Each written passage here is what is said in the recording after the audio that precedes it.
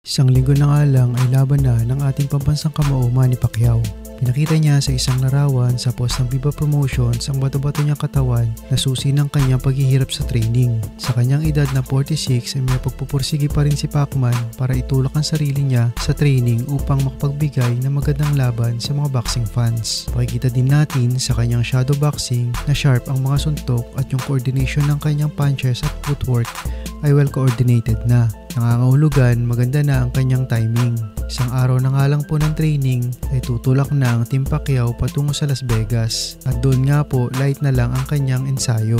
Sa ibang balita naman po, arestado si Tank Davis sa South Florida dahil sa kasong domestic violence dahil di umano sa pananakit nito sa kanyang ex-girlfriend sa pamamagitan ng pagbatok at pananampal. Maraming beses na nga rin pong nasangkot si Tank Davis sa parehong kaso na pananakit. Sabi naman sa isang interview ni Oscar De La Hoya pagkatapos ng final press conference ng Berlanga vs Chiraz at Stevenson vs Zepeda, sa piling daw ni De La Hoya, si Berlanga ay hindi mentally unstable. Kaya ang ginagawa niya ay tarantahin ito. So that Berlanga is not mentally stable. He's not. So what I had to do is rattle him. Kinesyon din ni Oscar yung mga diamond ni Berlanga na puro daw fake. Nag-imbita pa siya ng jewelry expert para patunayan na fake nga ito. Were those diamonds fake or what?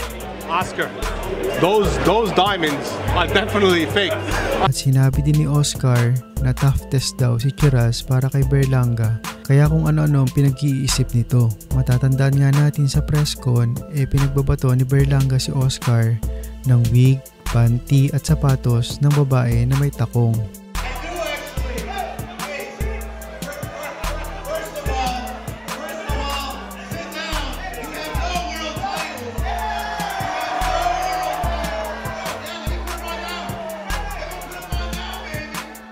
Masasabi naman ni De La Hoya na si Berlanga ay good fighter pero hindi ito magiging great fighter. Pero pag nanalo daw ito kahit isang world title lang ay may impress daw ito. Pero mahihirapan daw ito kay Chiraz. Sabi naman ni De La Hoya sa hamon ni Shakur Stevenson na kung tiwala siya sa alaga nitong si Zepeda ay magpustahan sila. Ang sagot naman ni De La Hoya, wala daw pera itong si Shakur at ang pinakamababa niya daw na pinupusta ay 5 million. Napabalita nga po ang future fights ni David Picasso sa Riyadh season kay monster Naoya Inoue pagkatapos ng laban ni Inoue kay Murodjon Akhmadaliev. Pero bago ito, kailangan niya munang malampasan at talunin ang isang Hapon na si Kyonosuke Kameda na may record na 15 wins, 4 losses, and 2 draws with 9 KOs sa July 19 sa MGM Grand in Las Vegas sa non-pay-per-view portion ng card ng Pacquiao vs Barrios.